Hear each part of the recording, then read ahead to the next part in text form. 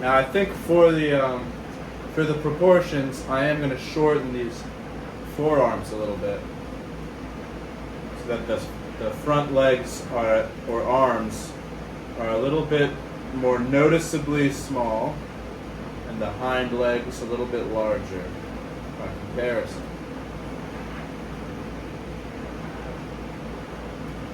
To shorten them, I'm just going to melt that glob back, being really careful where the flame hits, and it'll just sort of absorb those two bones into the glob and make it shorter. Using the flame and gravity as your tools.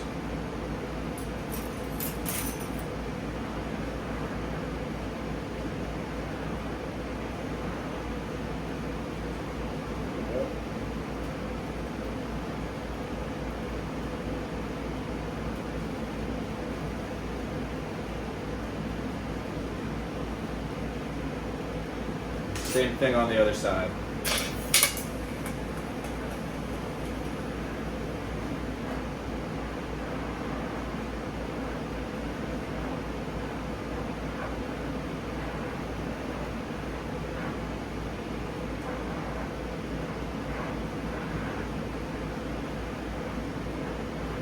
First I'm removing a little bit of that excess, and then I'll melt that glob down. Again, it will absorb those two straight bone pieces. Globbing them up.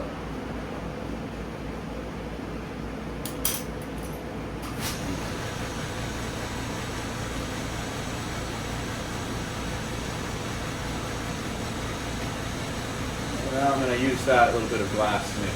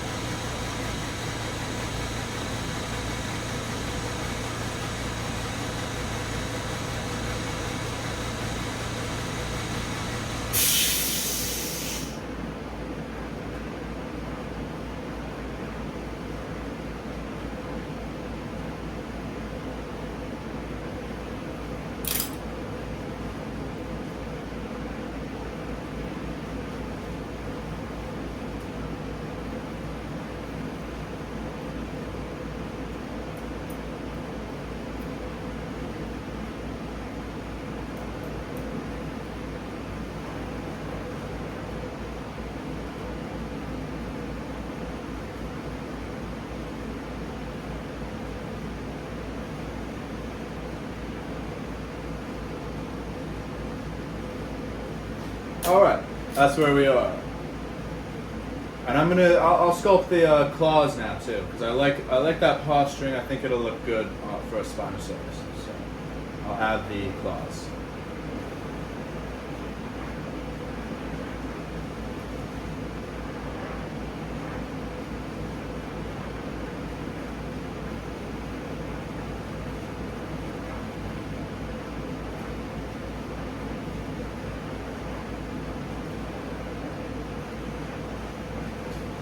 So the way I just sort of globbed the glass on there. Those are not perfect welds, but what I'm going to do is come in and just blast those connections with the flame one by one, and then use the tweezers to sculpt toe. And then that'll make it a perfect weld.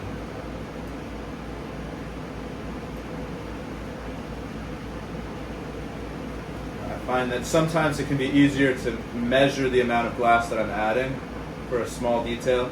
If I don't weld it in perfectly, I just put the same size glob in the 3 spots for the toes, and then I finish the weld after all 3 of those globs are in place. Now the toes are sculpted. I'm just going to use the flame to take the stress out of the glass from being squeezed together with the tweezers. This will allow it to gradually flow into a continuous form.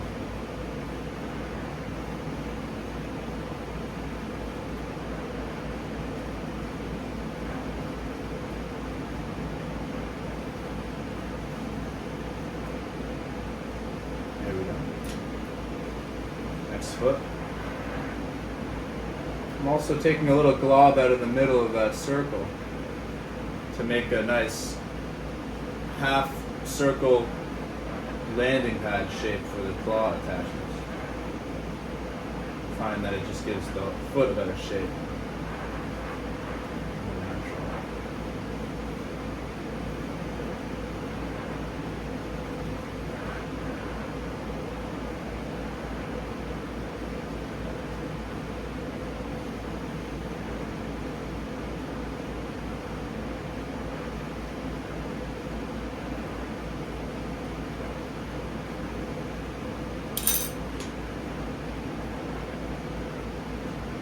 Same process on the next one.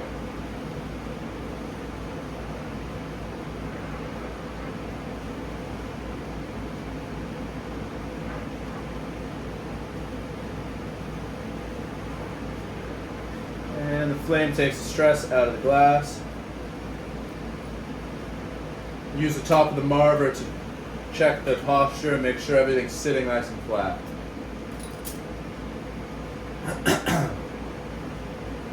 Alright, on to the feet.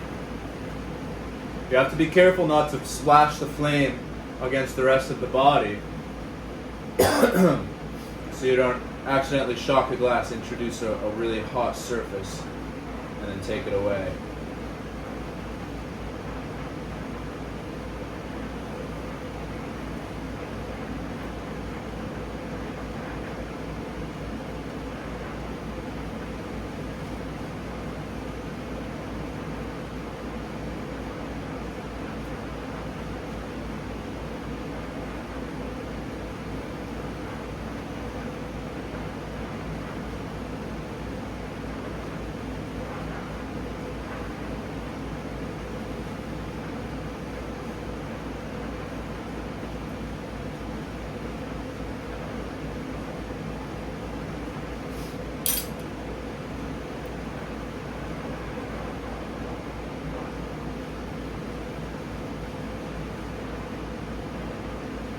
Woo.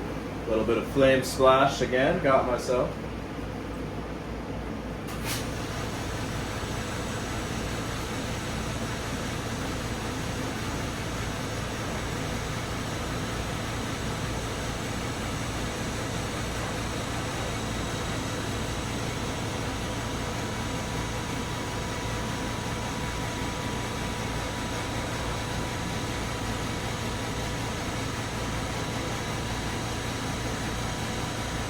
Okay.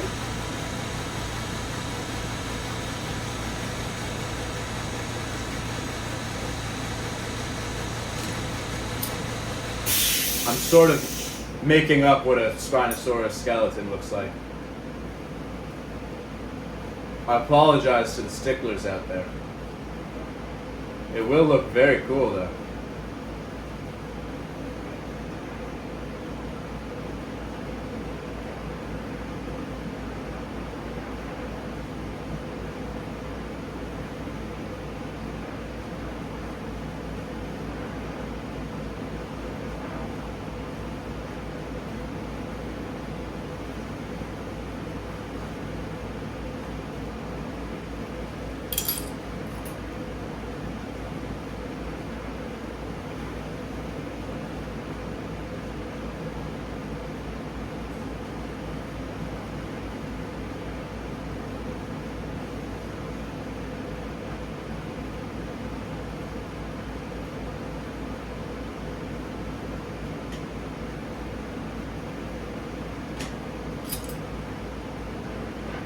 Now, the feet are finished.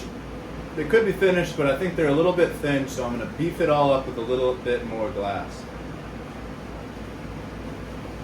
And that'll give it a much sturdier feel, and it will help the piece balance perfectly when you set it down.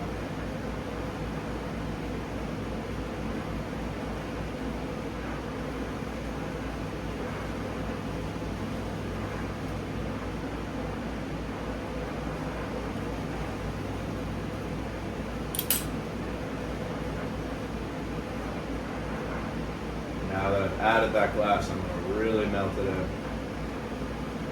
Try to keep the articulation of the toes while also making it melt together real solid.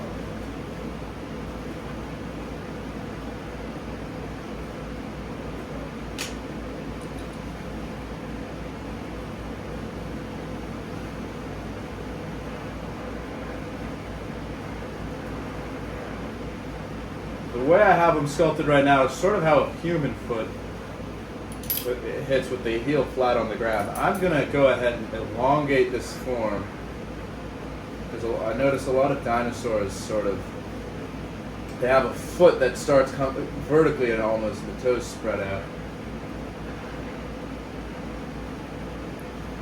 Let's see if we can pull that off here.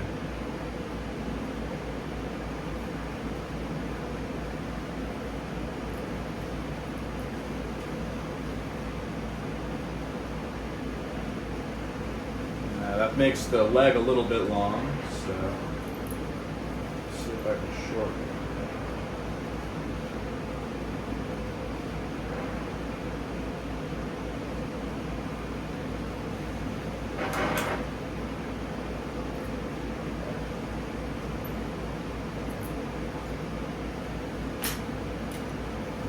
Now I'll just clean that up.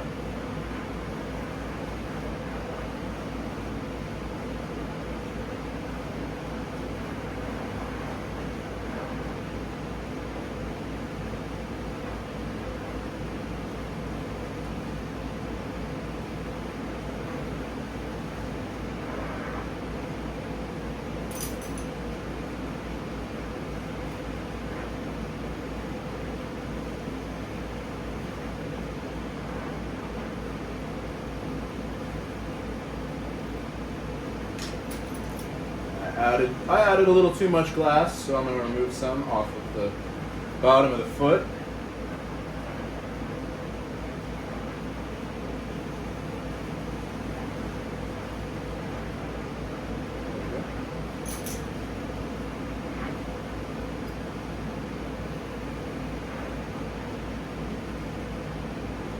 It's a little bit of a back and forth process trying to find what looks natural.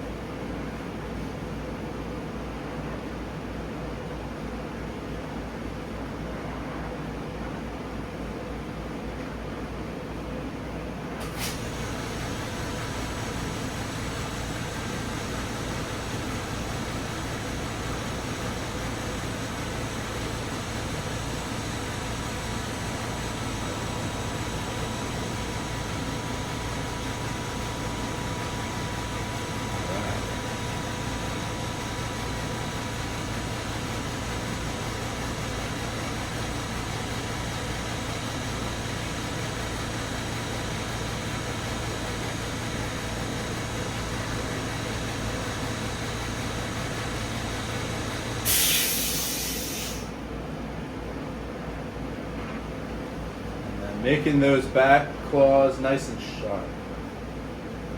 Once it's all sculpted and in position. Last step.